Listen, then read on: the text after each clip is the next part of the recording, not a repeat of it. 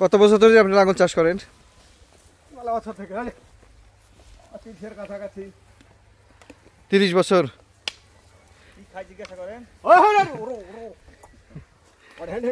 এখন লাঙ্গলের চাষ কমে গেছে না? আপনি মানুষের জমি চাষ করেন, সাথে নিজের জমি না শুধু মানুষের জমি? এই 30 বছর ধরে মানুষের জমি চাষ করেন?